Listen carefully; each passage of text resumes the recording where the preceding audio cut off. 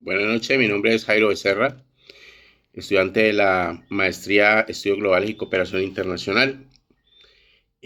Trabajo de grado está basado básicamente en los desafíos en la política global para combatir el crimen organizado transnacional en Colombia.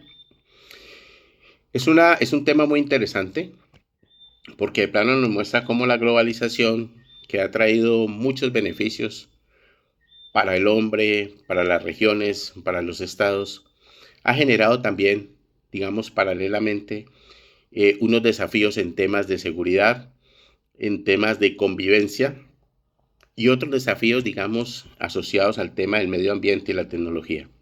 Entonces, vamos a hacer un recuento de lo que ha sido o de lo que es este estudio, ¿sí? Del desafío global para combatir el crimen organizado transnacional en Colombia y cómo básicamente encontramos un escaño, encontramos una posición que tienen algunos estados con respecto al crimen organizado transnacional y a sus actores, a las redes y a los grupos que operan, cómo de pronto no reconocen los delitos, cómo la justicia o el tema punitivo es muy pasivo y cómo esa falta de homogeneidad de los estados en aplicar justicia y no aplicarla de manera homogénea ha generado problemas muy complejos en temas de seguridad, tanto estatales como regionales.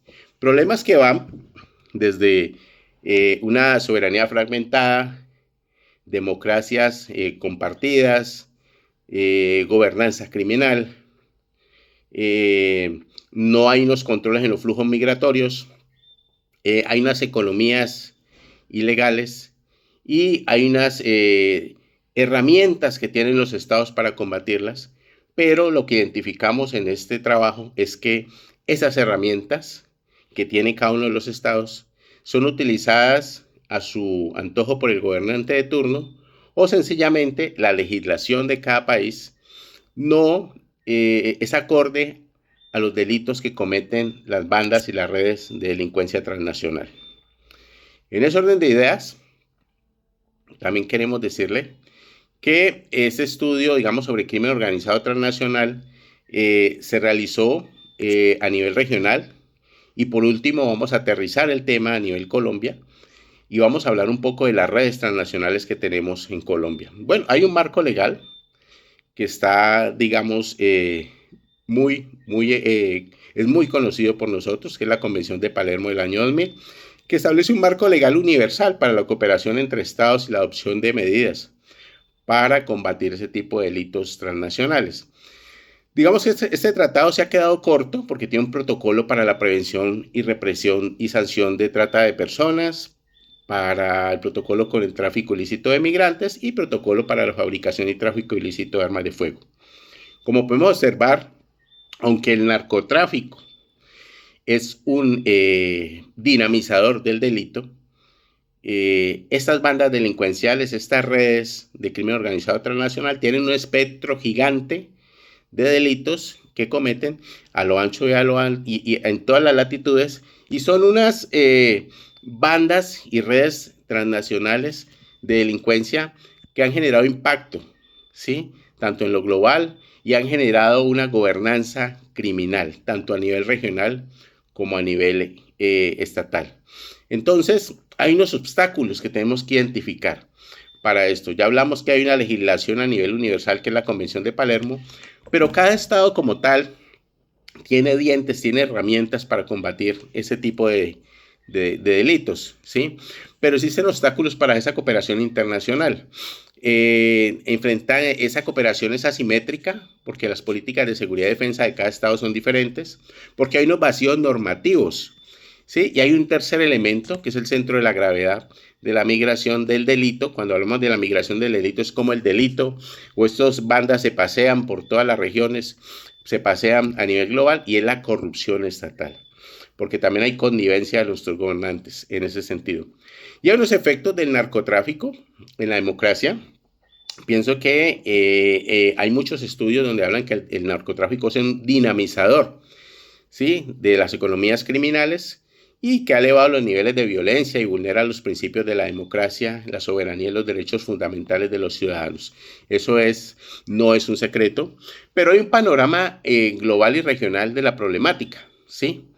Digamos que América Latina y el Caribe, según un estudio que hizo el Banco Industrial de Desarrollo sobre los costos del crimen y la violencia, pudo determinar que en América Latina y el Caribe se registran 20 homicidios por cada 100.000 habitantes, que es una cifra que triplica la tasa observada a nivel mundial. Y esos homicidios están ligados, están entrelazados con otro tipo de delitos como son la extorsión, el secuestro de personas, delitos contra la propiedad privada, el sicariato, ajustes de cuentas, y eso es lo que ha generado que esta región sea una de las más violentas del mundo. El índice mundial de crimen organizado 2023 también muestra a Colombia con una calificación de 7,75, incluso por encima de México, que tiene 7,57, y Paraguay, que tiene 7,05. Pero hablemos de las líneas de esfuerzo. ¿Cómo se combate el crimen organizado transnacional? En Colombia, la ley 800 del marzo 13 de 2003 le generó dientes o herramientas al Poder Ejecutivo, Judicial y a las Fuerzas Armadas para combatir el crimen organizado transnacional, con alianzas o con cooperación internacional de la CIA, la DEA y especialmente la Interpol.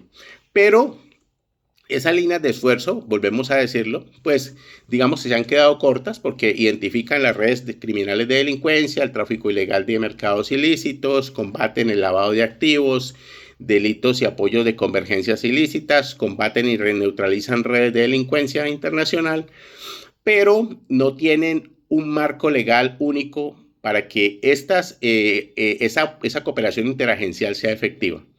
Digamos que paralelo a esto, la Interpol y la UNOD, que es una de las ramas de la ONU, han trabajado con el gobierno colombiano y las autoridades en 6 líneas de acción que son básicas, que es el desmantelamiento de estructuras criminales, pero también digamos que se han enfocado en el monitoreo de cultivos ilícitos, de justicia ambiental, de drogas ilícitas y control de fronteras. Cuando hablamos de fronteras, ya no hablamos tampoco de las fronteras físicas, porque también tenemos que hablar de que ya el ciberespacio, las nuevas tecnologías prácticamente han generado una situación compleja en el tema fronterizo, que no es básicamente, cuando decimos frontera no nos referimos al espacio físico, y una cooperación internacional para enfrentar los delitos ambientales. Sudamérica tiene una alta tasa de delitos ambientales relacionados con la tala de bosques, con la explotación furtiva de muchos minerales.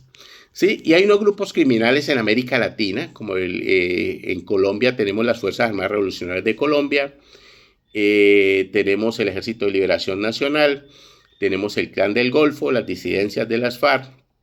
Y aquí hay un tema especial que han tocado algunos especialistas donde dicen que hay crimen organizado transnacional, binacional, porque las disidencias de las FARC operan desde Venezuela, que están ubicados en un espacio venezolano. Ahorita vamos a nombrar en qué ejes se mueven, sobre todo en el tema fronterizo, pero también hay unas bandas transnacionales muy nombradas que, digamos, el propio gobierno de los Estados Unidos las tiene, digamos, muy focalizadas, que son el Tren de Aragua, el Sendero Luminoso del Perú, el Cartel de Sinaloa de México, el Cartel de los Zetas, el Cartel de Jalisco y la banda de Coqui en Ecuador. Ecuador es un país que ha tenido un repunte gigante en tema de delincuencia y de crimen organizado transnacional, teniendo como base el narcotráfico.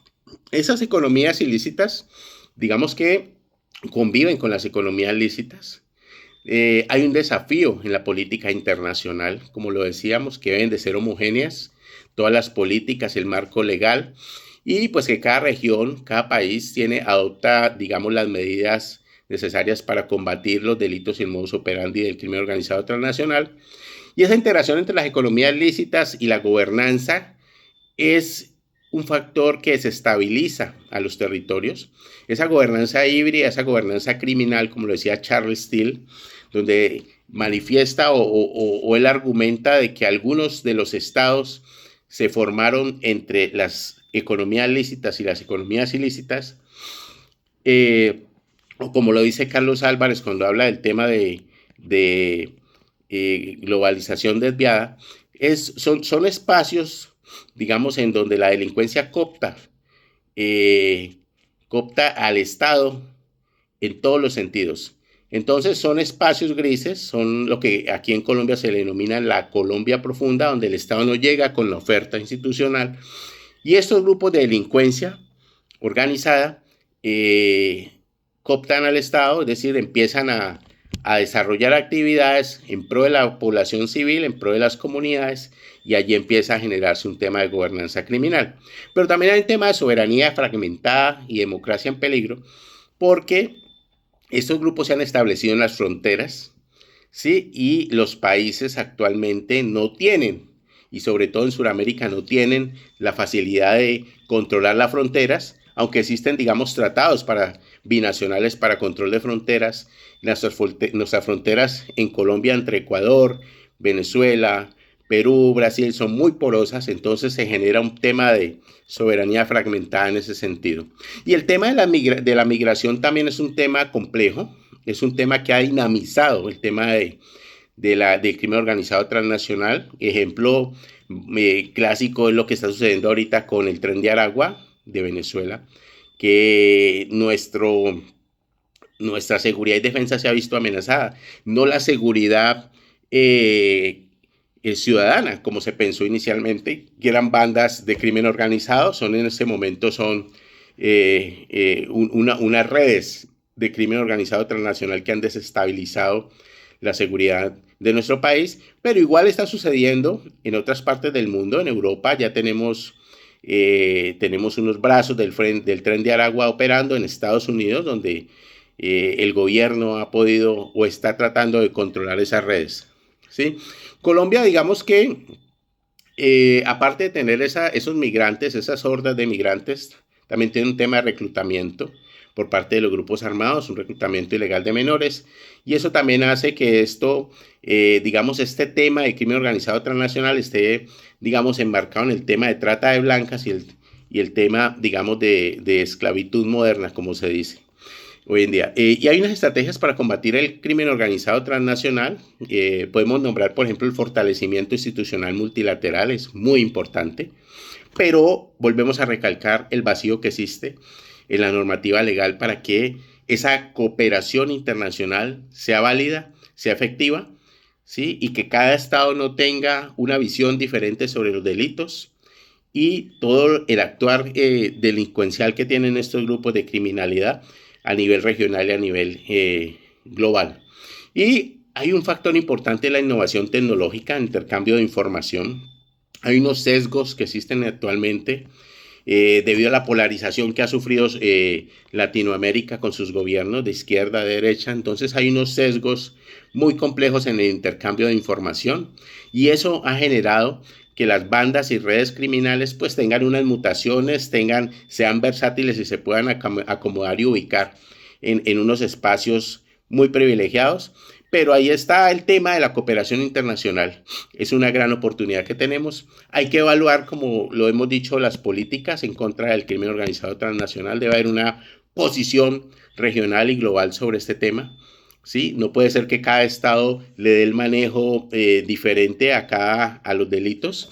Y hay unas alianzas estratégicas en la lucha contra el crimen organizado. Está el Interpol, INCIT Crimen, está la ONU con todas sus aristas para poder operar a nivel multilateral.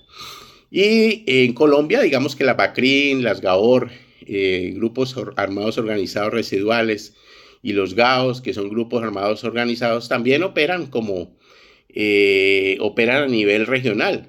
Son grupos que se han entrelazado con carteles como de México, como los Zetas, el cartel de Jalisco y el de Nueva Generación de Jalisco, que son grupos que operan a nivel internacional. Es un crimen organizado transnacional que algunos estados no lo reconocen, pero es la verdad.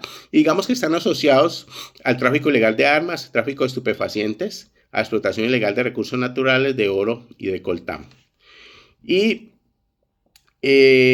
digamos que existen unos desafíos que son erradicar mecanismos y formas de gobernanza híbrida, la erosión de la cooperación internacional, el impacto de la globalización, ¿sí? Cómo ha generado la globalización un impacto positivo y negativo, y unas condiciones de emergencia criminal, cómo los estados deben de asumir una posición sobre este tema.